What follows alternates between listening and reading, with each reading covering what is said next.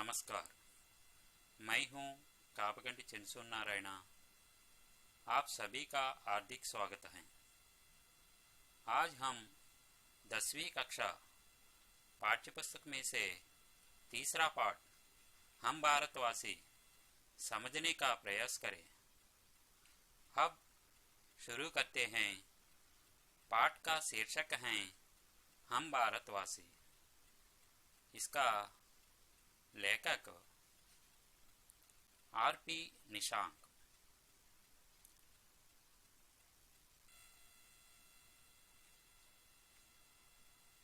बच्चे,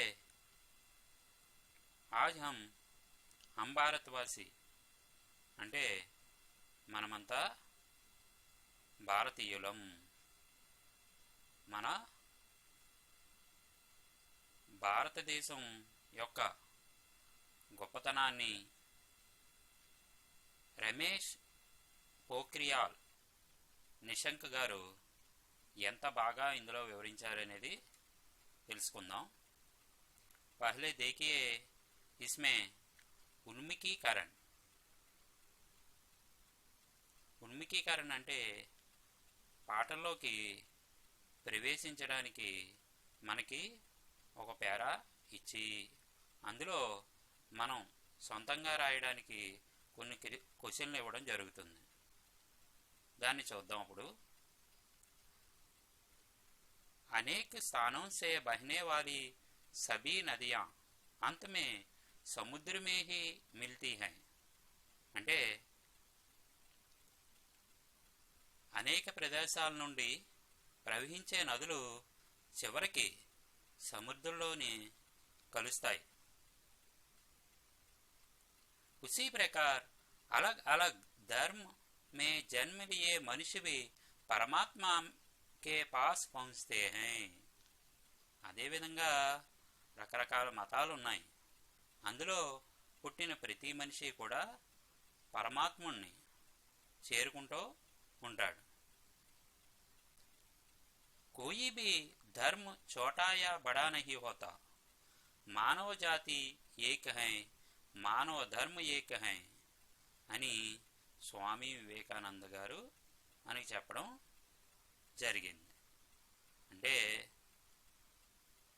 ఏ మతము తక్కువ కాదు, అలాగని గొప్పది కాదు. మానవ జాతి అంతా ఒక్కటి. మనమంతా మానవ మతం, ప్రపంచమంతా ఒక్కటే అని స్వామి వివేకానంద గారు చెప్పడం జరిగింది. ఇందులో చూడండమ్మా, దీనికి సంబంధించిన కొన్ని ప్రశ్నలు ఇవ్వడం జరిగింది. నదియా కిస్మే విలీన్ హోతీ హై? నదియా కిస్మే విలీన్ హోతీ హై అంటే నదులు దేనిలో విలీనమవుతాయి? నదులు దేనిలో విలీనమవుతాయి? నదియా सागर में विलीन होती हैं. जवाब ఏంటి? नदियां सागर में विलीन होती हैं. दूसरा प्रश्न देखिए, రెండవ ప్రశ్న. इसमें किस किस को एक बताया गया है? అంటే ఇందులో ఏమేమి ఒకటే అని చెప్పబడింది? చూడమ్మా జవాబు. हम सब एक हैं. इसमें कोई छोटा या बड़ा नहीं होता. మానవ జాతి ఏక్ హై. ఇందులో చూసారా, మనమంతా ఒక్కటే. ఇందులో ఎవరు తక్కువ కాదు, ఎవరు ఎక్కువ కాదు. మానవ జాతి ఒక్కటే అని చెప్పడం జరిగింది. మూడో ప్రశ్న చూడండమ్మా. मानव जाति एक है, इस पर अपने विचार बताइए. ఇందులో చూడండి, ఇది మీరు సొంతంగా రాయడానికి ఇచ్చింది. ఇందులో మనం 2 పాయింట్లు చెప్పుకుందాం. మానవ एक विलक्षण प्राणी है. भिन्न भिन्न धर्मों में जन्म लेकर भी विचारों में एकता दिखते हैं. మళ్ళీ చెప్తున్నాను చూడండి. మానవ్ ఏక్ विलक्षण प्राणी हैं। भिन्न भिन्न धर्म में जन्म लेकर भी विचारों में एकता दिखाते हैं। भिन्नता में एकता का दर्शन भारत में होते हैं। भिन्नता में एकता का दर्शन భారత్ మే హోతే హై। అంటే మానవుడు ఒక విలక్షణ ప్రాణి, అంటే రకరకాల మనుషులు రకరకాల లక్షణాలతో ఉంటారు। భిన్న మతాలతో జన్మించి ఆలోచనలుగా ఒకటిగా ఉంటారు, అంటే ఆలోచనలన్నీ ఒకటిగానే ఉంటాయి। మన భారతదేశంలో భిన్నత్వంలో ఏకత్వం కనబడుతుందన్నమాట। ఇలా చక్కగా మీరు 2-3 సార్లు ఆ పేరాన్ని చదివారనుకోండి, మీరే సొంతంగా రాయగలుగుతారు। తర్వాత చూడమ్మా, ఇందులో నది ప్రవహించడం చూడండి, చిత్రంలో ఎంత చక్కగా ఉందో, నది ప్రవహిస్తుంది।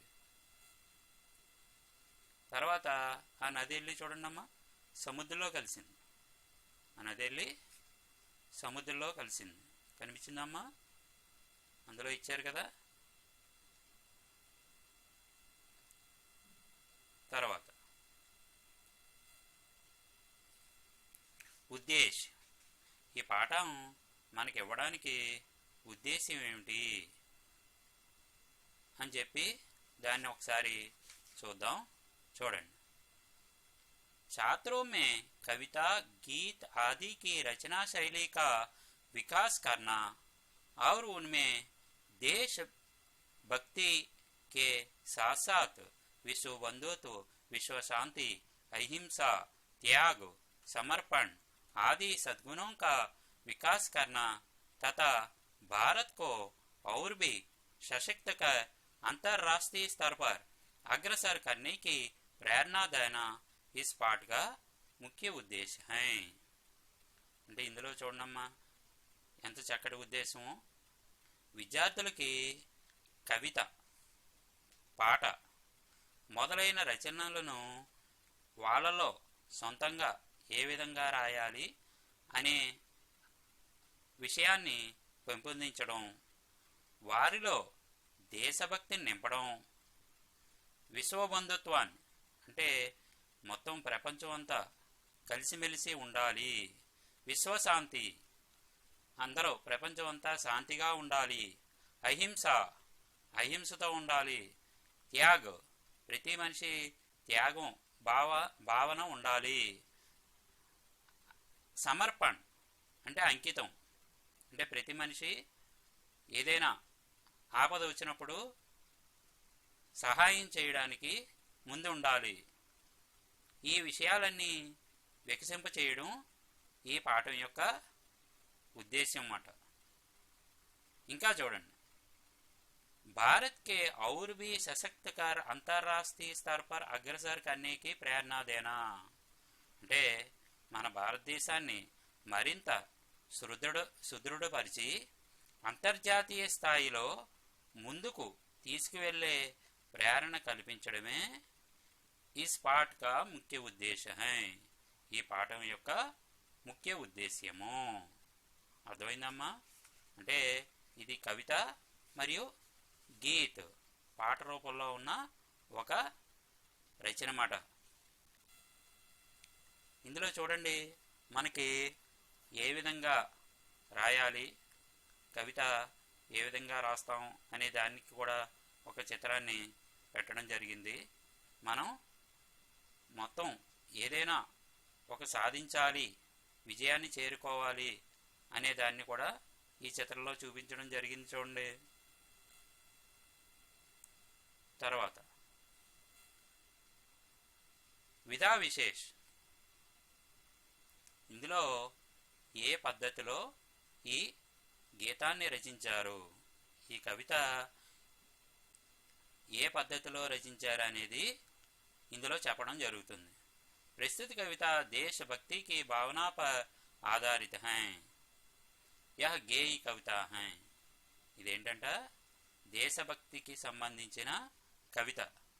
यह गेय कविता అంటే పాట రూపంలో ఉన్న కవిత మాట ఇది। इसमें तुकांत शब्द प्रथम प्रेरणात्मक क्रिया का सामान्य भविष्य में है। అంటే ఇందులో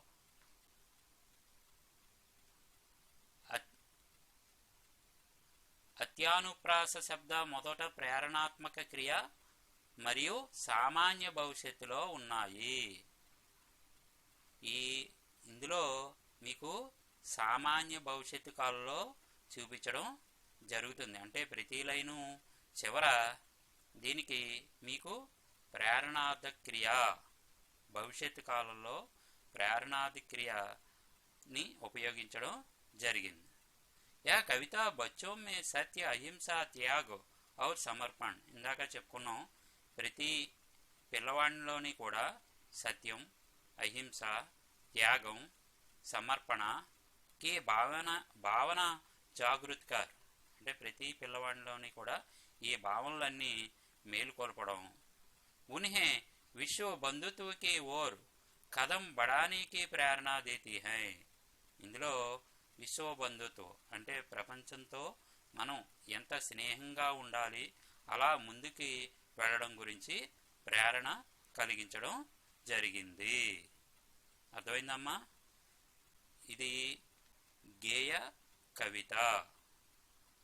దీని తర్వాత చూడండి కవి పరిచయం. प्रस्तुत कविता के कवि आर.पी. निशांक. आर.पी. निशांक చూడమ్మా, అక్కడ చిత్రాన్ని కూడా ఇవ్వడం జరిగింది. ఆయనే ఆర్.పి. నిశాంక్. అంటే यह कविता इनकी मातृभूमि के लिए संग्रह से ली गई है. అంటే మాతృభూమి కే లియే అనే పుస్తకంలోంచి ఈ కవిత తీసుకోవడం జరిగింది. वे आधुनिक हिंदी साहित्यकारों में विशिष्ट स्थान रखते हैं. ఈయన ఆధునిక హిందీ సాహిత్యకారం అంటే ఆధునిక హిందీ కవితల్లో గొప్ప స్థానాన్ని కలిగి ఉన్నారు.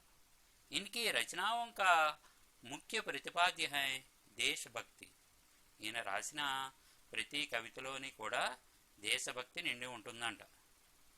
इन्होंने समर्पण, नवंकुर, मुझे विधाता बनना है, तुम भी मेरे साथ चलो, जीवन पथ में, मातृभूमि के लिए कोई मुश्किल नहीं आदि చర్చిత కావ్య రచనాయే లిఖి హై.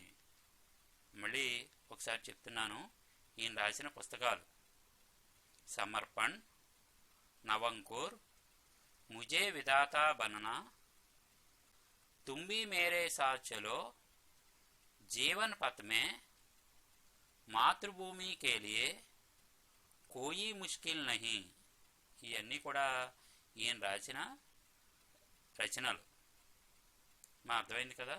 అక్కడ చూడండి ఆర్.పి. నిశాంక్ గారు, ఆయన ఆధునిక సాహిత్యంలో ఒక గొప్ప స్థానం ఉన్న వ్యక్తి మాట. ఈయన కవితల్లో దేశభక్తి నిండి ఉంటుంది. తర్వాత విషయ ప్రవేశంలోకి వెళ్దాం. విషయ ప్రవేశ్ అంటే మన పాఠంలోకి వెళ్లే ముందు ఈ పాఠం దేని గురించి చెప్పబడింది అనేది మళ్ళీ ఒకసారి ఈ విషయ ప్రవేశంలో చెప్పడం జరుగుతుంది. भारत प्राचीन देश है, यहाँ की संस्कृति और सभ्यता सारे विश्व को लुभाती है. सत्यवानों, अहिंसावादियों, संतों, सूफियों, कर्तव्यनिष्ठों, धर्मनिष्ठों और देशभक्तों की पावन भूमि भारत देश है. आज यहाँ का बच्चा बच्चा भी इनके मार्ग पर चलकर विश्व शांति व विश्व बंधुत्व की पवित्र भावनाओं से दुनिया को पावन धाम बनाना चाहता है. ఇందులో చూడండి, భారతదేశం ప్రాచీన దేశం. భారతదేశం ప్రాచీన దేశం. यहाँ की संस्कृति और सभ्यता सारे विश्व को लुभाती है. అంటే ఇచ్చటి సంస్కృతి మరియు నాగరికత మొత్తం ప్రపంచాన్నే ఆకర్షిస్తుంది. सत्यवानों, अहिंसावादियों, संतों, सूफियों, कर्तव्यनिष्ठों, धर्मनिष्ठों और देशभक्तों की पावन भूमि భారతదేశ హై.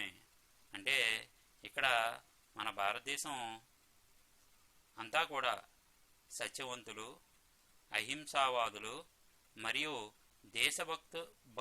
భక్తితో కూడిన పవిత్ర భూమి మన భారతదేశం అన్నమాట. నేడు భారతదేశంలో నివసిస్తున్న ప్రతి బాలుడు వారి మార్గాలను అనుసరిస్తూ విశ్వశాంతి, విశ్వబంధుత్వం అనే భావనలతో ప్రపంచాన్ని పవిత్ర స్వర్గంగా తయారు చేయాలని కోరుకుంటున్నారు. आज यहाँ का बच्चा बच्चा भी इनके मार्ग पर चलकर विश्व शांति व विश्व बंधुत्व की पवित्र भावनाओं से दुनिया को पावन धाम बनाना चाहता है. అర్థమైందమ్మా? దీని తర్వాత మనం ఇక్కడ చూడండి, చక్కగా మన భారతదేశం యొక్క చిత్రాన్ని ఇవ్వడం జరిగింది.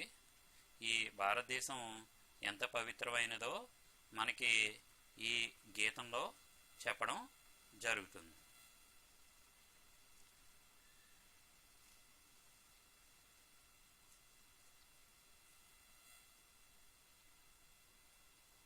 చూడమ్మా, ఈ ఫస్ట్ ఈ గీతలో ఫస్ట్ కవిత మనం ఒకసారి చూద్దాం. हम भारतवासी दुनिया को पावन धाम बनाएंगे, पावन धाम बनाएंगे, मन में श्रद्धा और प्रेम का अद्भुत दृश्य दिखाएंगे, मन में श्रद्धा और प्रेम का अद्भुत दृश्य दिखाएंगे, ऊंच नीच का भेद मिटाकर दिल में प्यार बसाएंगे, नफरत का हम तोड़ कुहासा अमृत रस सरसाएंगे, नफरत का हम तोड़ कुहासा अमृत रस सरसाएंगे, हम निराशा दूर भगाकर फिर विश्वास जगाएंगे, हम भारतवासी दुनिया को पावन धाम बनाएंगे, पावन धाम बनाएंगे. దీని యొక్క అర్థం చూద్దాం.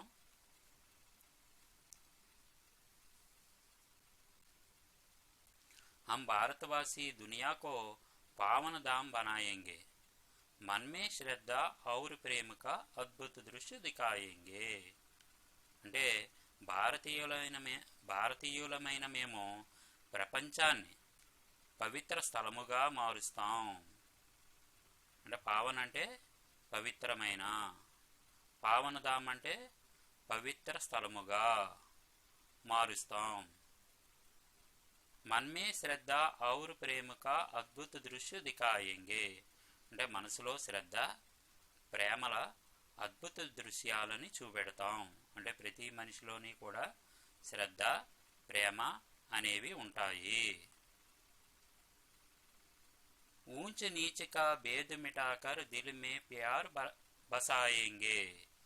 అంటే ధనిక పేద తేడాలను మరిచి హృదయమంతా ప్రేమను నింపుకుంటాం. ధనిక పేద తేడాలను మరిచి హృదయమంతా ప్రేమను నింపుకుంటాం. నఫరత్ కా हम तोड़ कुहासा अमृत रस सरसाएंगे. అంటే నఫరత్ అసహ్యము, హం తోడు కుహాసా, కుహాసా అంటే పొగమంచుని, అంటే అసహ్యం అనే పొగమంచుని పాలద్రోలి फिर विश्वास जगाएंगे, अमृत रस बरसाएंगे. అంటే అమృతం అనే దారిని కురిపిస్తాం. हम निराशा दूर भगाकर फिर विश्वास जगाएंगे. అంటే నిరాశను పోగొట్టి నమ్మకాన్ని కలిగిస్తాం. हम निराशा दूर भगाकर फिर विश्वास जगाएंगे. అంటే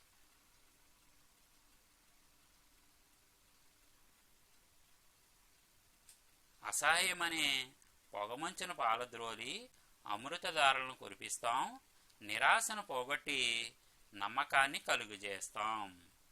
हम నిరాశ దూర్ భగాకర్ ఫిర్ విశ్వాస్ జగాయేంగే. అంటే మేము నిరాశను పోగొట్టి నమ్మకాన్ని కలిగిస్తాం. हम భారతవాసి దునియా కో పావనధామ్ బనాయేంగే. ఇది ప్రతి కవిత భాగంలో మీకు చివర ఇవ్వడం జరుగుతుంది. అంటే మేము భారతీయులం, మేము దునియా కో పావనధామ్ అంటే ఈ ప్రపంచాన్ని అంతా కూడా పవిత్రమైన భూమి కింద బనాయేంగే తయారు చేస్తాం. మా అర్థమైంది కదా ఇది. తర్వాత చూడండి, అందులో మనం అందరూ కూడా ఒక చిత్రం ఇవ్వడం జరిగింది. అందులో మనం అందరూ కూడా కలిసిమెలిసి ఎలా ఉంటాము అనేది చూపించడం జరిగింది. తర్వాత చూడమ్మా రెండో పోయము. उलझन में उलझे लोगों को तथ्य दीप समझ आएंगे. उलझन में उलझे लोगों को तथ्य दीप समझ आएंगे. भटक रहे जो जीवन पथ से उनको राह दिखाएंगे. भटक रहे जो जीवन पथ से उनको राह दिखाएंगे. हम खुशियों के दीप जला जीवन ज्योति जलाएंगे. हम खुशियों के दीप जला जीवन ज्योति जलाएंगे. हम भारतवासी दुनिया को पावन धाम बनाएंगे, पावन धाम बनाएंगे. అంటే ఇందులో చూడమ్మా, ఉలజన్ అంటే సమస్యలు, ఉలజే అంటే చిక్కుకున్న. ఉలజన్ మే ఉలజే లోగోం కో తథ్య దీప సమజాయేంగే అంటే సమస్యల్లో చిక్కుకున్న ప్రజలకు వాస్తవాన్ని తెలియజేస్తాం. भटक रहे जो जीवन पथ से उनको राह दिखाएंगे అంటే ఎవరైనా దారి తప్పితే ఆ బాటసారికి మార్గదర్శకులు అవుతాము. మళ్ళీ ఒకసారి చూడండి, భటక రహే జో జీవన పథ్ సే ఉన్కో రాహ్ దిఖాయేంగే దారి తప్పిన బాటసారికి మార్గదర్శకులు అవుతాము. హమ్ ఖుషియోं के दीप जला जीवन ज्योति జలాయేంగే అంటే జీవితాన్ని సంతోషాలతో నింపేస్తాం. हम खुशियों के दीप जला जीवन ज्योति जलाएंगे అంటే జీవితాన్ని సంతోషాలతో నింపేస్తాం. हम भारतवासी दुनिया को पावन धाम बनाएंगे అంటే మేము భారతీయులం ఈ ప్రపంచాన్ని పవిత్ర స్థలముగా మారుస్తాం. అర్థమైంది కదమ్మా ఇది. ఇందులో చూడండి, దీపం అంటే దీపం ఏ విధంగా అయితే చక్కని వెలుగునిస్తుందో మనం కూడా అలాగా ఎన్ని కష్టాలు వచ్చినా ఎన్ని సమస్యలు వచ్చినా మనం ఆ వెలుగునిచ్చి అందరికీ దీపంలాగా సహాయం చేస్తాము, వెలుగునిస్తామని చెప్పడం జరుగుతుంది ఇందులో. తర్వాత చూడమ్మా మూడో కవిత. मन में श्रद्धा और प्रेम का अद्भुत दृश्य दिखाएंगे. सत्य अहिंसा त्याग समर्पण की बगिया महकाएंगे. जग के सारे क्लेश मिटाकर धरती को स्वर्ग बनाएंगे. विश्व बंधुत्व का मूल मंत्र हम दुनिया में सरसाएंगे. అదే పాట రూపంలో అనుకోండి. मन में श्रद्धा और प्रेम का अद्भुत दृश्य दिखाएंगे. सत्य अहिंसा त्याग समर्पण की बगिया महकाएंगे. सत्य अहिंसा त्याग समर्पण की बगिया महकाएंगे. जग के सारे क्लेश मिटाकर धरती को स्वर्ग बनाएंगे. जग को सारे क्लेश मिटाकर धरती को स्वर्ग बनाएंगे. विश्व बंधुत्व का मूल मंत्र हम दुनिया को सरसाएंगे. विश्व बंधुत्व का मूल मंत्र हम दुनिया में सरसाएंगे. దీని భావం చూద్దాం. मन में श्रद्धा और प्रेम का अद्भुत दृश्य दिखाएंगे అంటే ఇందులో మన మనసుని ఎంత భక్తిగా ఉంటుందో మరియు ప్రేమ అంటే మన మనసులో భక్తి ప్రేమ అద్భుత దృశ్య దిఖాయేంగే అంటే ఇవన్నీ కూడా మన మనసుని మంచి ఎవరి మీదైనా సరే ప్రేమ భక్తిని చూపిస్తామని చెప్పి సత్య అహింస త్యాగ సమర్పణకి బగియా మకాయంగే అంటే సత్యము అహింస త్యాగము ధ్యానమనే గుణాలు అందరిలో మేలుకొలుపుతాం. జగకే సారే క్లేశ మిటాకర్ దత్తీకో స్వర్గ బనాయింగే అంటే ప్రపంచంలో ఉండే క్లేశ్ అంటే కష్టాలన్నిటినీ తొలగించి భూమిని స్వర్గం చేస్తాము. ధర్తీ అంటే భూమి, ధర్తీకో స్వర్గ బనాయింగే భూమిని స్వర్గం చేస్తాం. విశ్వ బంధుత్వ కా మూల మంత్ర హం దునియా మే సరసాయేంగే అంటే మొత్తం ప్రపంచం అందరితో కూడా ప్రపంచంలో ఉన్న ప్రజల అందరితో కూడా విశ్వబంధుత్వ కా మూల మంత్రహం అంటే సోదర భావన అనే మంత్రాన్ని చెప్తాం. దునియా మే సరసాయేంగే దునియా అంటే ప్రపంచాన్ని అంతా కూడా మేము భారతీయులము అని భారతీయులని ఈ భూమిని అంతా కూడా స్వర్గం కింద మారుస్తాము అని ఇందులో చక్కగా కవిగారు చెప్పడం జరిగింది.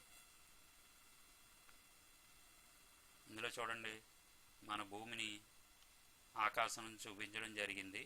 ఈ భూమిని అంతా కూడా మనం ఓ స్వర్గం కింద చేస్తామని చెప్పడం జరిగింది. మళ్ళీ ఫస్ట్ ఇచ్చిన 2 లైన్లో చివరి ఇవ్వడం జరిగింది. हम भारतवासी दुनिया को पावन धाम बनाएंगे, पावन धाम बनाएंगे, मन में श्रद्धा और प्रेम का अद्भुत दृश्य दिखाएंगे, मन में श्रद्धा और प्रेम का अद्भुत दृश्य दिखाएंगे. ఇందులో కవి గారు చూశారమ్మా మన దేశాన్ని ఎంత చక్కగా వర్ణించడం జరిగిందో. ప్రపంచంలోనే మన దేశం ఎంత శాంతిగా ఉంటుంది, ఎంత త్యాగగుణం ఉంటుంది, ఎంత అహింస వాసులుగా ఉంటారో, ఎంత సత్యంగా ఉంటుంది అనే దాన్ని చూపించడం జరిగింది. మన భారతీయులు ఈ ధర్తీ అంటే భూమిని స్వర్గం కింద చేయగలరు. ప్రపంచంతో అందరితో కూడా మనం అందరూ కూడా సోదర భావం అనే మంత్రాన్ని కూడా చెప్తాము అని చక్కగా వివరించడం జరిగింది. పిల్లలు ఒకసారి మీరు ఈ మొత్తం కవితను 2-3 సార్లు చదివి ఇక్కడ భావం ఇవ్వడం జరిగింది. దీన్ని మీరు 2-3 సార్లు చదివితే ఇంకా బాగా అర్థమవుతుంది. ఇందులో మీకు ఇచ్చిన చిన్న చిన్న ప్రశ్నలు కూడా మీరు సొంతంగా రాయగలుగుతారు. దీన్ని పాట రూపంలో కూడా మీరు పాడడానికి ప్రయత్నం చేయండి. ఈ ఛానల్ మీకు నచ్చినట్లయితే లైక్ చేయండి, షేర్ చేయండి, సబ్స్క్రైబ్ చేయండి. ధన్యవాదాలు.